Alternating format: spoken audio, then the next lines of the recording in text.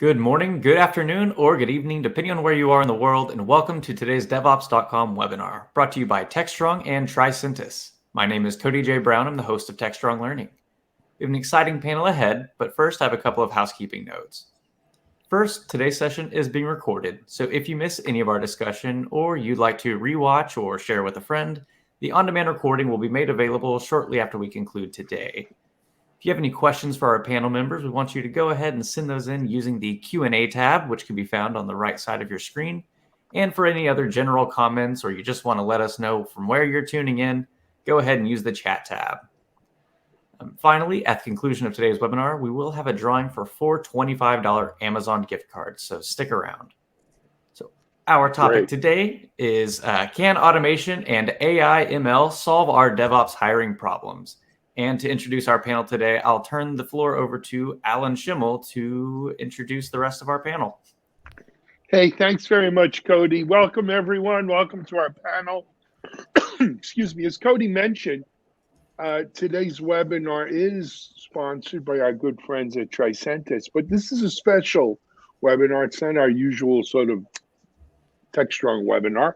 It's actually a roundtable as part of our DevOps Unbound series. DevOps Unbound is a bi-weekly video series where usually every other week, which is what bi-weekly means, we have a panel of experts exploring various topics in DevOps.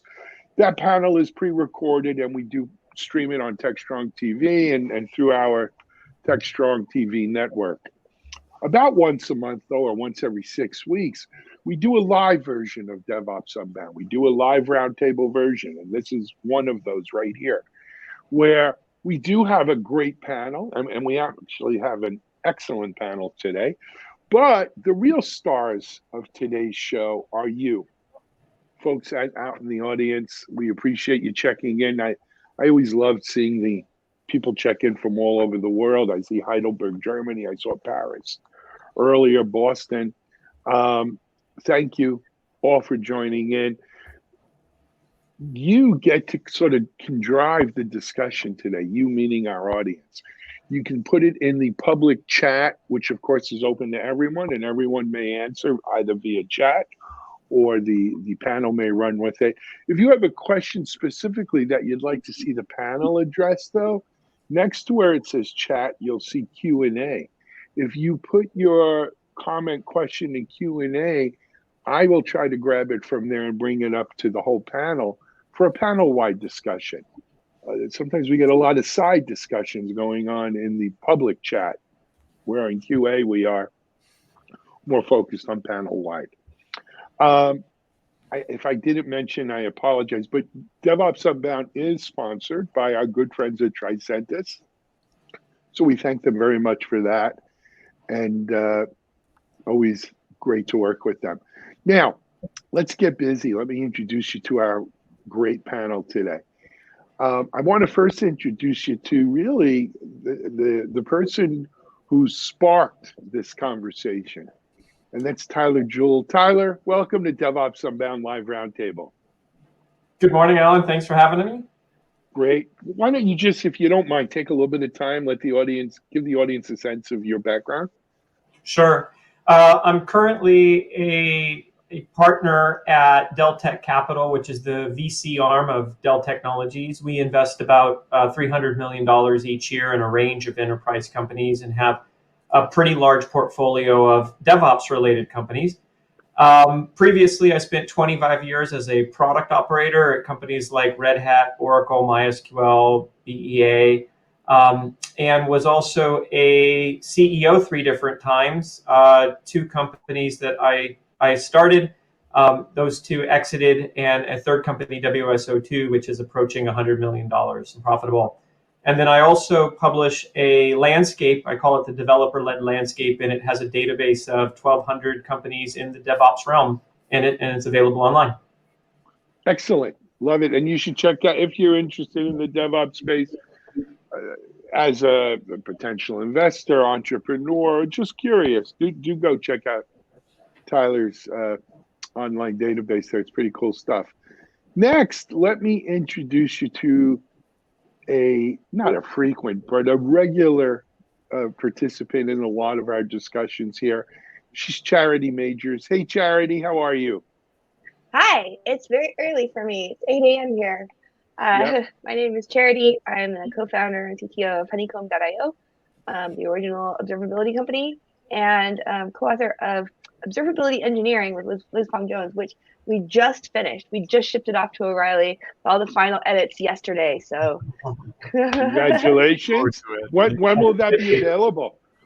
It's available for download now. It'll be available for print in, I think, about 2 months, end of May. Fantastic. Congratulations, Charity, and always great to have you on. Our third panel member, and I should mention, I think all three of our panel members are here real early. You're all West Coast folks, so it's 8 o'clock for all of you. And here at 8 in the morning is Oren Rubin. Hey, Oren, how are you? Top of the morning, pleasure to be here. Hi, everyone. My background, I've been building developer tools for the last 25 years as well. I've been focusing a lot in the last 15 years on testing, mostly helping developers move things to production much faster. And that's And that's kind of what today's all about as well. Oren, thanks for joining. And then last but not least, my co-host here on DevOps Unbound, he's Mitchell Ashley. Mitch, welcome. Thanks. If you want to tell people a little bit about you. You bet. Good to be here with this illustrious panel. I'm CTO with Techstrong Group with Alan, business partners, as well as a principal in Techstrong Research, our analyst firm, and been doing DevOps and developer tools and cloud and all that for some time. So I love the topic of automation, and of course, AI/ML is top of mind, and when it's real and when it's not, all that. I'm sure we'll get into lots of good stuff about how these things can or can't help us. Absolutely. And just, hey, a quick shout out to participant 407, who's actually taking the time and putting those links in the chat window for us here. And so if you want to get the download of Charity's book from O'Reilly, it looks like it's there already, as well as Tyler's developer-led landscape quote URL is there as well. So you'll find that in the chat. And that's what makes these great, right? It's almost like a running commentary going on the side. Anyway, today's topic: can automation and AI ML solve our DevOps hiring problems? You know, even before COVID, we were talking about a talent shortage of developers, a talent shortage of testers, a talent shortage of DevOps, of cyber, right? It seemed like in all of the IT, technical, engineering fields, we had a talent shortage. And now, of course, with COVID and coming out of COVID, everyone's talking about the great resignation, right? People hopping around. I would put forth the proposition, people have always hopped around in tech. But nevertheless, it's real now, right? This whole, it seems everyone's talking about it. I guess maybe that makes it real. I had a conversation with Tyler about 2 months ago.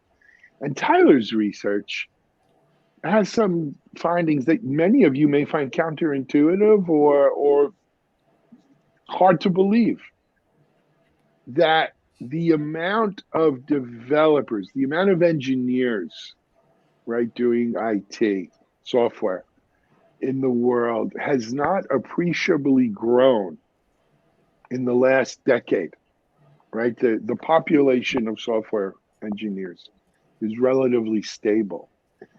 And that's in spite of the need for software engineering mushrooming, right? And almost kind of anti-market forces, when you take that as a given, their compensation has not necessarily grown and kept up with it either. You would think if a role was more in demand, the market would raise the wages or the compensation for that role because it's more in demand. But Tyler's research says no. And Tyler, if I mischaracterize that, please jump in here because you're the expert.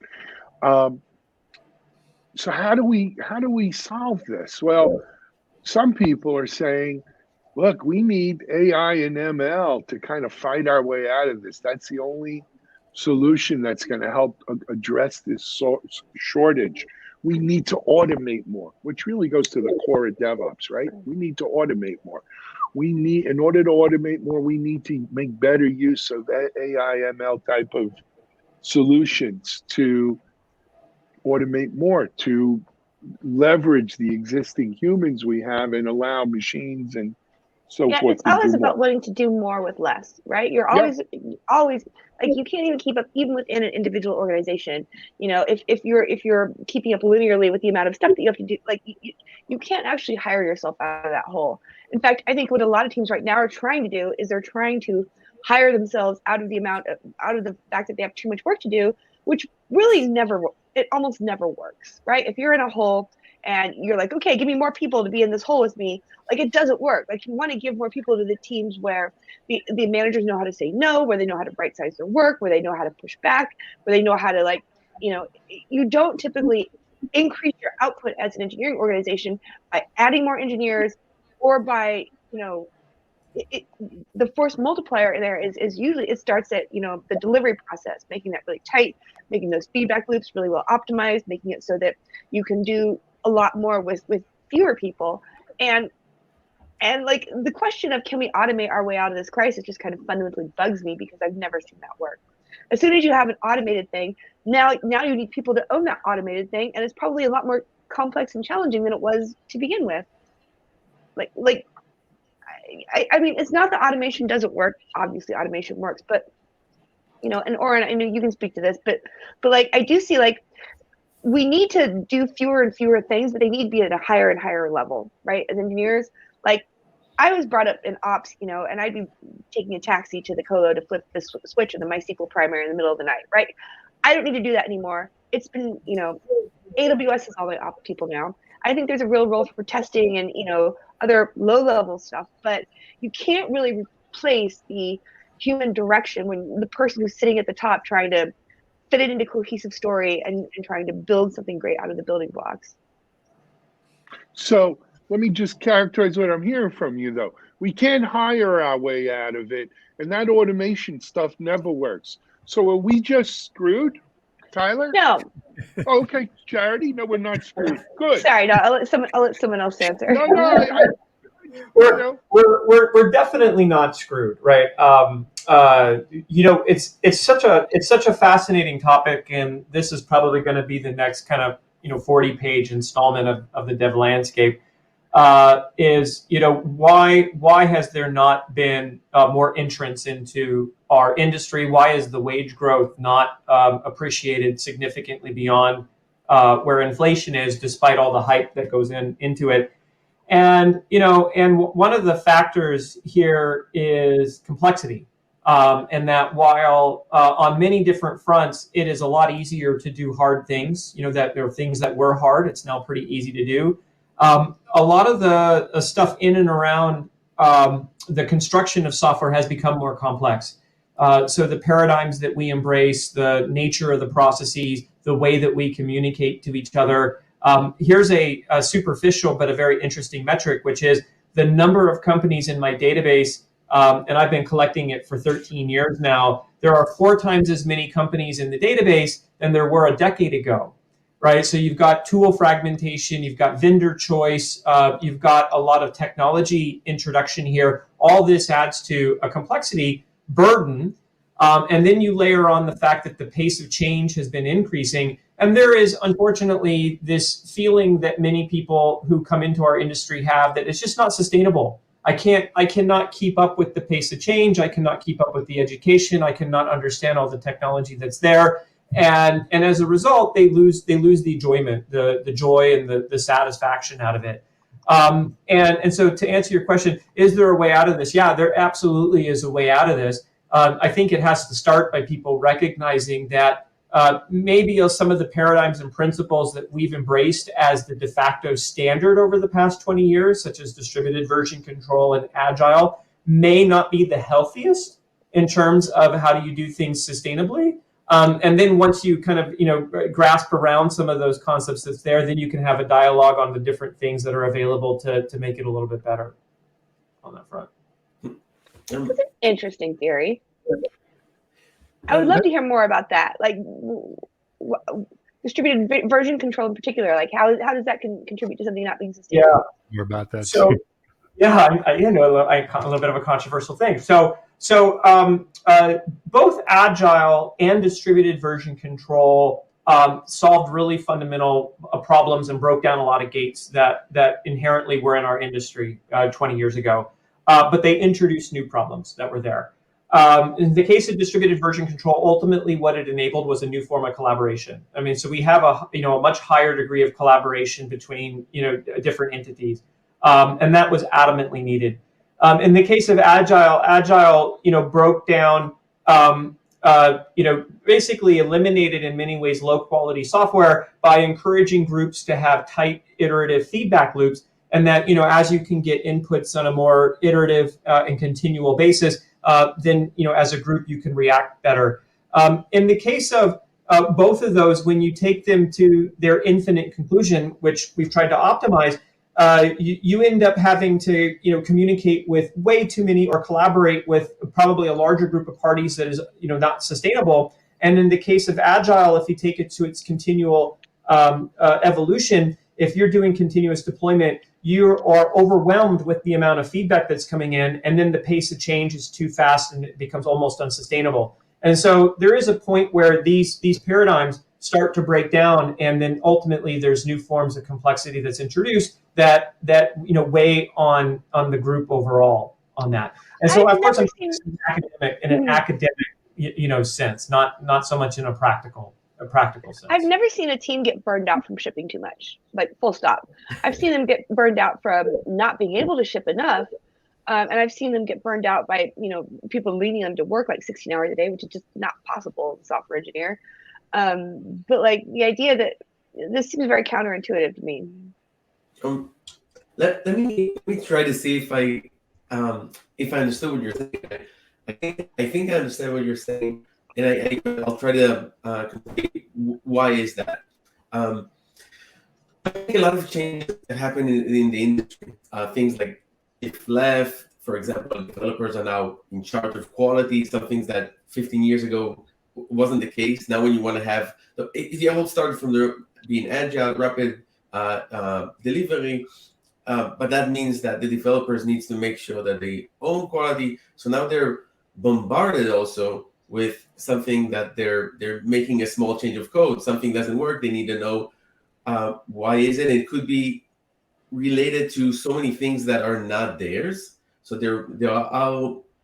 So they're and they need to address that. On the other hand, by the way, I think everyone keeps talking about the shift left. There's another one of the paradigms, which is shift right, which is, hey, the developers want to know what's going on in production. There's a lot of information coming in, not just right now from the next 2 seconds, and what's going on. I'm going to release faster, but I want to know what's going on in production and what's going on in real time right now. So they're all bombarded with a lot of more info, more data, a lot more information that they need to consider. But that's a good thing. Like I think there was a lot of changes in the last decade or two. So many changes that it takes time for the industry to get a hold of their own of standards. And once you have that, then I'm guessing that this is where Charity and sorry to put words in your mouth. It's still, everything is very low level right now. And what happened is, in order to improve the productivity, things have to go in one level of abstraction, like higher levels. Is that what you meant earlier, Charity? Maybe. I think we're having like 3 different conversations here, and I'm trying to yes, we are. Look Yeah, them together. Let me jump in, Charity. So, Tyler, I think I understand what you're saying. The flaw, I think, in that logic is, respectfully, is there are other things going on at the same time. It's not just doing Agile. One of the things we're doing is taking ideas, some proven concepts for manufacturing. We're breaking down problems into smaller chunks, smaller batch sizes, kind of back from Toyota and total quality management. So we're taking bigger, complex systems, but we're breaking them down into smaller units of work. Yes, that creates other things, but it also solves problems like, integration Fridays, don't break the build. If you remember back in those days, of hell trying to get the build just to get through a test cycle. So it isn't, yes, anything taken to an extreme, sure, brings with it, more complexity, more feedback loop than you can handle.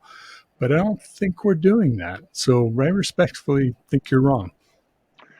So, Tyler, before you jump on that, though, I want to bring in a perspective from the audience, and that was addressing the labor shortage. One of their participants said basically, because businesses are hiring based on paper, not on people, meaning, we've all seen this. I'm looking for someone with 20 years of DevOps experience, right? When DevOps hasn't been around 20 years, and they have to have a PhD and master's degree in DevOps, right? As if any school offers that even. But and so it kind of makes it harder to, thread that needle for these people. I don't know if I agree with that, to tell you the truth. I think, I come from the security world. So when I got into security, there was no such thing as a security degree. You might have went to SANS and taken a few classes from SANS, or you had a CISSP, but you didn't have cybersecurity majors like you do now.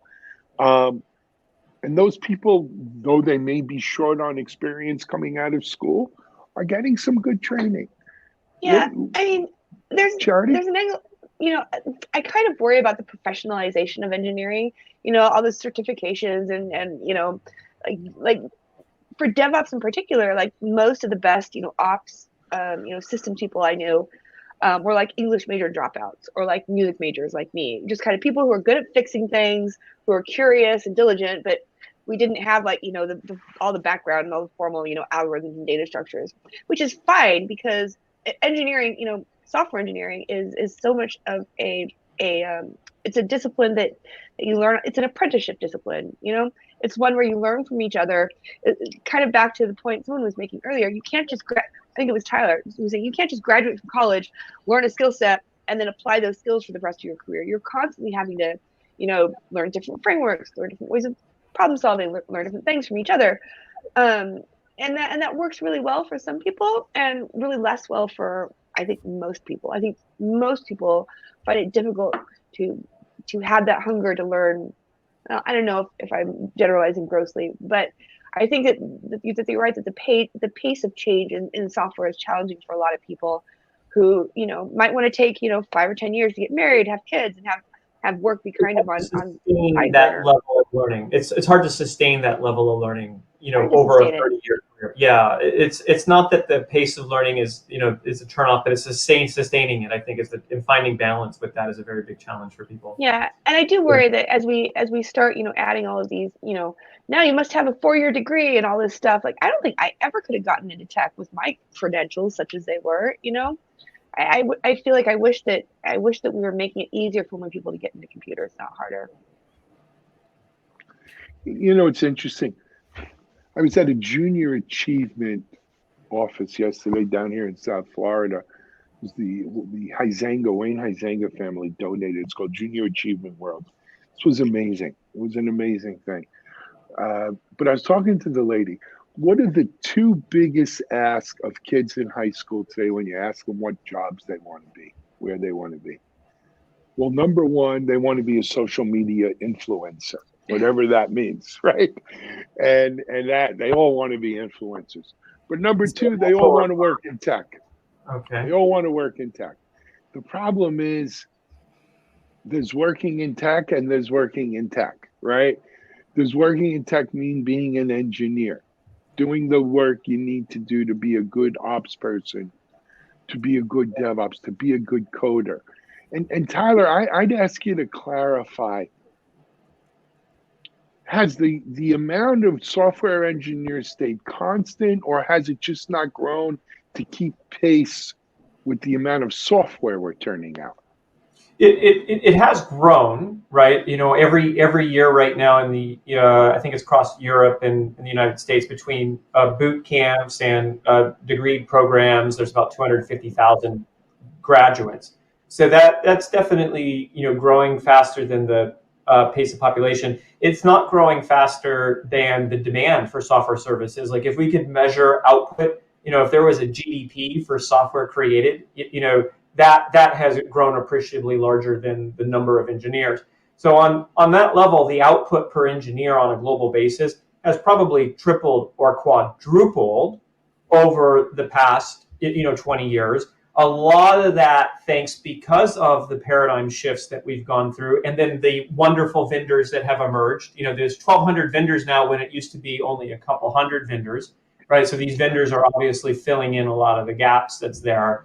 I just asked a controversial question of, is that sustainable, right? And can we continue to produce more software output at the levels of talent that we've got? And generally, I think we are going to run into what I call a peak DevOps talent issue, probably in about a decade. We're a ways away from it, but I think we're about a decade away from that. Oh, I would think we're much closer to it than that, because we aren't churning out new DevOps engineers. We are churning out new software engineers, but we're not churning out people who are used to living in the gaps and gluing things together and making systems work. So, Charity, you've already kind of said automation's not the answer. We can't automate our way out of this. But I'm always that boy who goes in the room full of pony manure and says there's a horse here somewhere. Can we improve our AI and ML capabilities to leverage automation more, to leverage people better, to, more importantly, leverage machines better, right? Can we start getting software that writes software? I mean, that sounds like a clusterfuck to debug, if you ask me, but probably. Yeah. Okay. I mean, can we be better? The answer is always going to be yes. Of course we could be better. I think I'm cranky about it right now because I see so much of this like solution in search of a problem, especially when it comes to like attracting lots of VC dollars. You slap AI on it or ML on it and then you get, an order of magnitude more money, but is an order of magnitude more value? Usually not, or they're usually using it. They're really stretching the definition of what ML or AI really means, and so that just makes me kind of cranky about it. But. Well, let's be a little bit fair, and we'll get. I'm going to highlight Oren here a bit. There are like 5 or 6 areas today where machine learning has dramatically made things more productive for developers, but they're very narrow, and they tend to be in areas where there's a high amount of repeatability. And generally humans still do that process. So test automation, particularly test maintenance. Once the test is written, when tests break, it's usually a pretty bot-driven thing that you can do to go and figure that. That's one area. Machine learning is taking over quite a bit of the application security testing as well. Because a lot of application security testing is rote kind of hammering, hammer like 10,000 different permutations of different stuff. And the bots are pretty good at guessing what those permutations might be better than the humans on that front. And we are seeing a lot of machine learning. I guess the best way to describe it is developer assistance, whether it's, GitHub Copilot for autocomplete, ZenHub, which is, a fascinating little company. It's, profitable. It's just issue management on top of GitHub, but they've got all kinds of different machine learning bots to automate the Scrum process. It's almost like a virtual Scrum manager for you on that. So we're seeing these things that happen over and over and over again that humans generally do in our process. Machine learning is emerging on that. And I'll give a plug now for Oren's company, TestM, which is using this and a great example of it all. Thank you. I think you're right that it depends on the subdomain, because we're saying DevOps and that's a huge domain, and it could be that every one of us is focusing on one specific subdomain. In the test automation world, as Starter said, there's been a huge shift, and AI has been very helpful in taking tedious tasks that humans usually have done nonstop, and automating that and reducing the complexity. Maybe there's a bit of Charity, maybe where you're focusing, and that's, I guess, it's more of a question. I'm not asking, I'm asking where you're saying that you're seeing the parts where hard to automate there. I see that a lot in still in pure DevOps, and in seeing a lot of the things that there are being doing things more manually, and they're still been doing that. Like manually, what I mean, like you're coding that, but there's a lot of coding that's been done, and the no-coded solutions, the codeless, we've seen them around in different domains, especially in the test automation, and I've seen them in the pure DevOps space as well. But I didn't see, because everything is rather new, I didn't see huge success and people saying, "Oh, this is my go-to." Oh, Jerry, what are you seeing, or what are your subdomain that you're saying, "Hey, this is where I see the big challenge there"? Oh, well, obviously I'm looking a lot at data stuff and observability and just like the claims that are being made in the market when it comes to like AI and ML will find your problems for you. It's like, it's not true. Like every time you ship a new version of code, you've ruined your baseline, and there's a lot of buzzwords that are going on, and there's not a lot of practical usage. So and Mitchell put it in the chat, but look, I've been around a long time, and there's a reason the Gartner hype cycles have been around as long as they are, because they're right? Things get overhyped, and the world attaches to a word or a buzzword, and it takes years to really see as it comes down into the travel of disillusionment and then back out, right?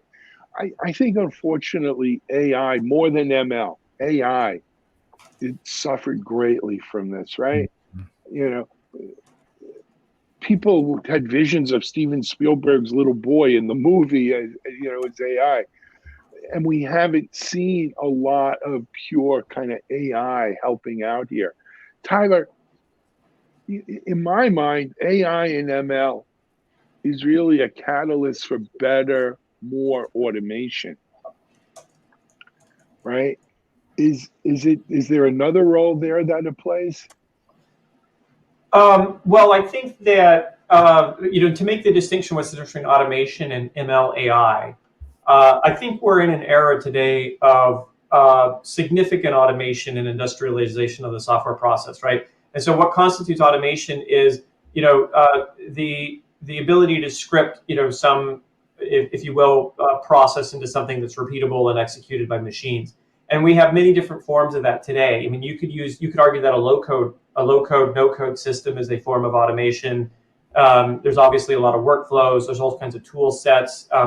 Clever coding abstractions might be automation. So we can go on and on and on. I think what distinguishes ML and AI is that you no longer have the humans defining the automation, and instead you have models and data as the foundation. And so our ability to describe intent in terms of a model as a value statement, and then the appropriate data as a richness capability in order to feed that model, and then allowing those systems to perform the automation that the human would have previously prescribed, that would be a transition to a new era at that point in time. I think we are in as Charity points out, very, very earliest stages of ML being applicable, and the only time it's been really useful is when there's very narrow topics where there's huge data sets available, and that you've got a lot of supercomputers who can run, very powerful models against that. And even then, there's all sorts of flaws in what we're doing in that narrow slot. So for ML to become a broader part of the entire DevOps process and software construction and supply chain, we're a long, long ways from that, because we probably just don't have enough data there. And maybe Charity's company, Honeycomb, will actually be the source of that data for us at the rate of what they're collecting. But I mean, all kidding aside, isn't that the promise of observability, that we're able to deal with such large data sets and perform an analysis and take actionable intelligence out of the analysis of this data? And isn't that really a form of ML? I feel like I'm on Monty Python. Is it a witch? It's made out of wood. It floats. Does it floats. burn? I mean, Yeah, then she's a the witch. promise of observability is you can understand what's happening inside systems just by looking at them from the outside. So sort of, but I don't think it says anything necessarily about the size of this. And in fact, I think one of the problems that I have with this whole thing is the assumption that more data is always better. It's not. Sometimes more data is not better. Sometimes more data is just more data. Sometimes just more confusing. Sometimes it's just, and I feel like right now we're still kind of dealing with the cleanup left over from the every log line is sacred, never drop a single bit sort of an era where actually you can get way more powerful insights out of, say, dynamic sampling. And you can pay less, you can analyze less and get better results than if you try and like analyze every little detail. And that's something that people are still a little allergic to, and I'm not sure why. So let's go back to our audience here, because from the kinds of things I'm seeing here, they're focused on that talent shortage, right? And how do we get more humans? Well, here, I've got one tip for people who want to ease the talent shortage in tech. Make it easier for people to get their first job. It is so hard when you're a new grad or when you're anybody just trying to get your first job in tech. It is so hard. It's like everybody out there wants to reap the benefits of somebody else having trained their engineers, but nobody wants to invest in training those engineers. And that's just not how it works, right? And if you want to have, your pick of engineers, train lots of them. They will be so happy. They will be loyal to you. You will. Will they? Sure. If you treat them well, in my experience, yes, absolutely. Absolutely. People don't love hopping jobs. They do it because there's a lot of jobs out there where they're not treated well. But people fundamentally dislike having to interview. They dislike having to switch jobs. Look, I think employers who look, I ran a company with 800 people in it. When an employer focuses on the job and more than focuses on the environment and the needs of the team and the individual, people are going to leave, right? If you invest in the people and what ultimately they need to feel safe, secure, valued, appreciated, and giving them all those sorts of resources. And sometimes that's cash compensation, but more often than not, it's a safe environment for them to work within. It's a group of teammates that they really admire, adore, access to virtually unlimited resources to continue their education, encouragement, and kind of recognition for them taking that, pursuing those paths and pulling those threads, allowing them to take risks without fear of repercussions. When you provide all those sorts of things, people are going to increasingly find it hard. Why would you want to leave that? Unless you had some fundamental ethical or moral or objectionable issue to what you were working on there. So I'm not a coder, I'm not an observability, but I am an entrepreneur and I'm a CEO and I hire people. And here's my philosophy. I'm also a big baseball fan. You could be the Yankees or the Red Sox or the Dodgers, and you could go sign pricey free agents and have an all-star at every position. And you might even win a lot of World Series, right?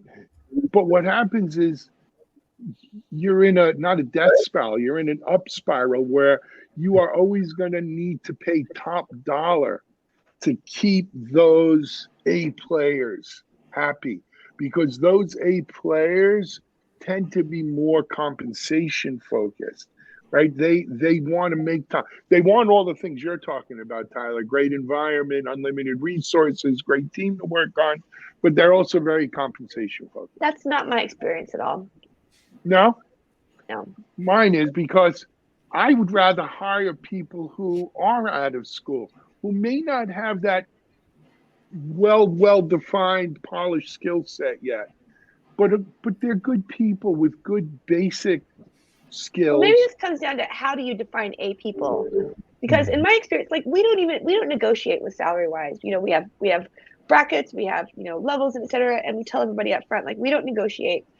We target the 75th percentile for our stage of companies, but in my experience, people, it's way more important to them that they be paid fairly and that they be able to have their, to cover their bills than that they be making absolute top dollar, or they wouldn't be coming to us.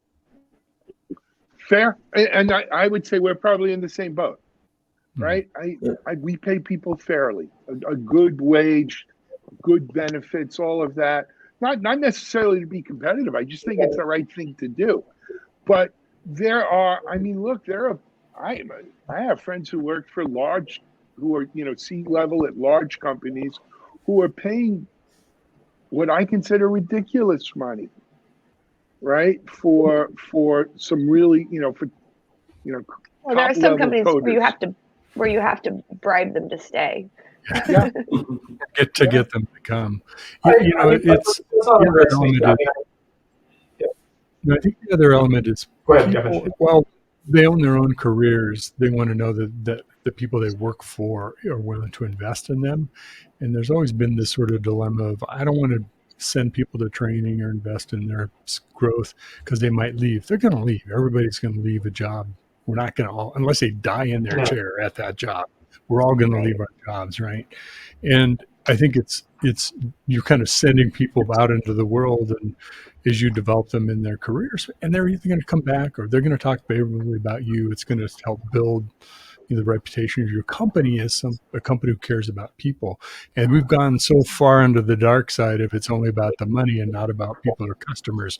We're swinging back to that now because we've got to be able to hire those people. Tyler, you were going to say something?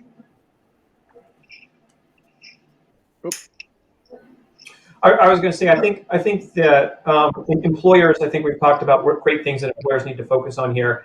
And when employers do that, I think that on the aggregate, things are going to work out. And they're going to have a very low, very high retention and low attrition model. The X factor in all of it is that, it takes time to mature.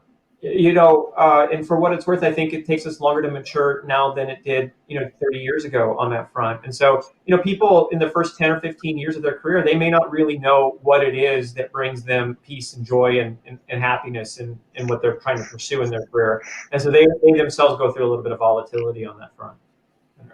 Mm-hmm. And we just have to do that the best we can.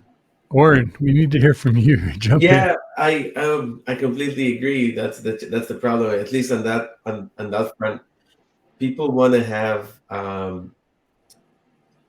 There's not just what I don't agree with is that people don't want to have one thing. I think Tyler mentioned that. Is that it's growth. In the first 10 years, you want to grow. Even after that, you want to grow, and you start in one position. You want to move to another. Whether that's for training, external training, or internal training, people want to grow, and you're not just hiring. You want to know when you're hiring a person, it's just for this position. No, that's the starting position. This is where, of course, you learn a lot about the company and the different aspects. And it could be that in 2 years you'll move to somewhere else inside the organization. There's your path, not just your career path, but your personal path of what you want to do. And as an organization, you want to make sure that's being respected and you find a place. When people leave, yes, it's either if they have bad managers or they get to a point where they're saying, hey, that's the one that I want to do something else. And there's no way I can do that right here. And when that's rare with the second one that happens. You want to make sure. By the way, if some places like those happen, in the rare cases that I had those, as a CEO, I helped them find another job somewhere else. I wanted to help them. I was there recommending, saying that's the amazing person, but right now they're looking for something that we don't have. If that happens, so you really need to. Yes, the people is the most important thing. You know what, you highlight something though, Warren, and that's leadership, right? People, especially people earlier in their careers, really benefit, right? Like Charity, I've never worked with you, right? But from everything I see, and I've seen you on enough of these shows to know, it must be fun working on you. I can only imagine that it's fun working on your team, right? Let's just get shit done. and get out and do it. I like being parts of teams like that.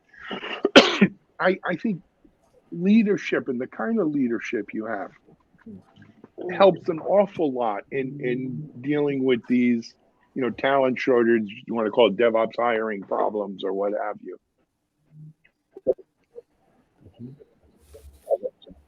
And I wonder, because I like at Tricentis, for instance, I know a lot of folks.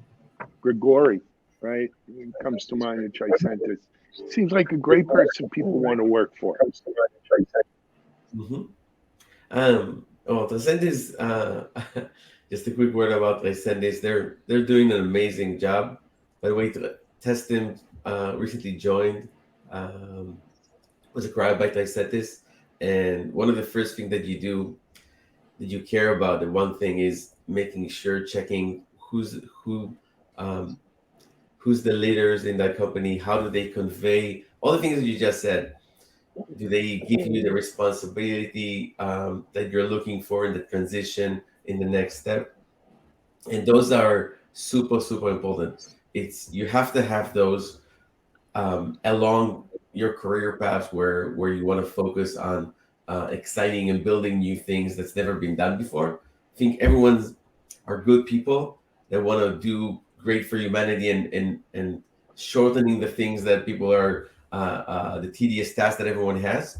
But you want to make sure that you have an organization that's built in the right way. Got it. Tyler, how do you account for leadership, within the dev landscape, within your world here? How do you account for certain companies just have better leadership and the people want to work there? Well, by just looking at the landscape itself, I think that on the surface, the companies that are growing faster tend to have leadership that attracts the better talent, right? And then the better talent contributes to that great product, and ultimately they cause to grow faster. And so it turns into a bit of a flywheel or a feedback. Yeah, it's a virtuous cycle, right? And the rich get richer, or the better get better, and the poor get poorer. Cycle. So you could go in and the average stay average on that front. So you can go into the landscape and look at it on that front. As an investor, I think we see it much more tangibly. When I look at the companies that are growing the fastest in our portfolio, like MinIO and Yugabyte, right? And you contrast that to the companies who aren't growing as fast in our portfolio. It is oftentimes comes down to the quality of leadership, the environment that they create, and their ability to attract talent, oftentimes, which is better than the founders themselves in and around that company and the technology. Yeah, I vote yes on that. I was always lucky to not be the smartest person at the table. Hey guys, we're and gal, we're almost at the the end of our time here. I wanted to give each of you a chance to take a minute or two or three here and leave our audience with your final thoughts around this whole conundrum that we seem to be in as an industry. Tyler, I'm going to save you for last if it's okay. So if you want to gather your thoughts. Charity, I don't want to put you on the spot, but would you mind going first? Sure. I'm a big advocate of opening the barn door a little wider. Yes, you have to manage people out more, but give more people opportunities. Let them show you what they can do. When it comes to the hiring problems in general, like I don't think that our engineering leadership is spending nearly enough time on optimizing the internal feedback loops that make teams really shine. You can't hire great people to fix a problem, because if engineers tend to their ability to ship code will rise or fall to the level of the teams within a couple of months, right? If you hire a top performer from Google, but it takes you 6 hours to ship a line of code, they're not going to ship any faster than anyone else inside this ecosystem, right? So that's where the real force multiplier is. Make it so that everyone can ship code swiftly, safely, and with a lot of visibility into what's going on. And that will unlock a lot of potential inside the team that you have now. Excellent. Thank you. Owen, how about you? I would add something, and I haven't seen. I've done this in testing, but I haven't seen it a lot. And I would really recommend people from the entire development, doesn't where even the developer themselves talk to customers. Like I think the technology at the bottom line needs to help and serve something, the end goal. There's one thing I know we're talking about, where can AI help, and there's one thing where I think AI is not easily helpful, is making the developer understand what's going on right now with the person that actually is using the product that he's building. So I encourage teams to have every developer meet a customer once a month, someone that's actually using their product, just to get to know and to appreciate what he's doing and the importance and where does it fit. Oh, you got a little feedback there, I think, but okay. Tyler, how about you?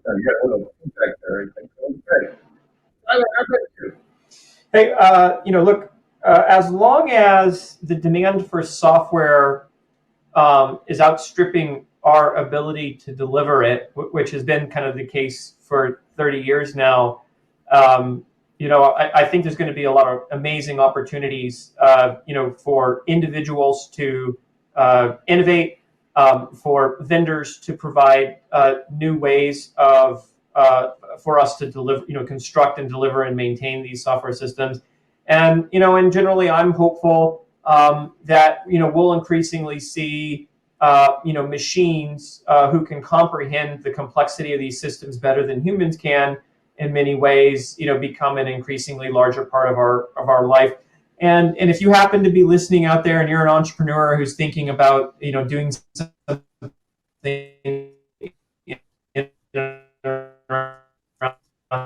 this space, please come talk to me. This is areas where I want to support it in many different ways on that. Great. Mitchell, I'm going to give you the last word here on this. Well, thank you. I just posted this in chat too. I think the philosophy I've developed, and it's interesting that we've gone from AI and ML is that the solution to leadership and people, which I think is the real strategy. I always I've come to the place where I've adopted that I really do believe there's greatness in all people. And yes, occasionally some will disappoint you and that doesn't happen. But if you take that belief and you create an environment and opportunities for people to find and express that, you will have a fantastic organization, because 99% of the time people rise to the challenge. And yes, some don't and some aren't a fit. And that's also part of leadership. But it's getting out of the way by creating the environment and putting people where they can not only leverage their strengths, but find what that next thing is as they grow and progress. So, can we grow more developers? I don't think it's about growing more developers, right? People will come into it who are passionate about technology, that they've really developed an interest in DevOps or testing or AI, ML, whatever it is, they will excel. Those will be the people who really will, help us advance the state of the art.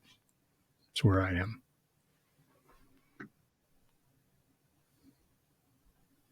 You're on mute now. Alan, you're on mute. I was trying to kill any extra noise. I apologize. Before we say goodbye, I didn't mention at the top, we do give out 4 Amazon gift cards on every one of our webinars. And so if Cody, if you want to, maybe you could say it at the end or get me out a winners. But before we do, Owen, Charity, as always, Tyler, thanks for coming on. This is a great discussion. This is the kind of thing you can talk about all day. Actually, it's one of, in my mind, actually, it's one of the biggest issues we face, within tech and within IT, DevOps, and development today.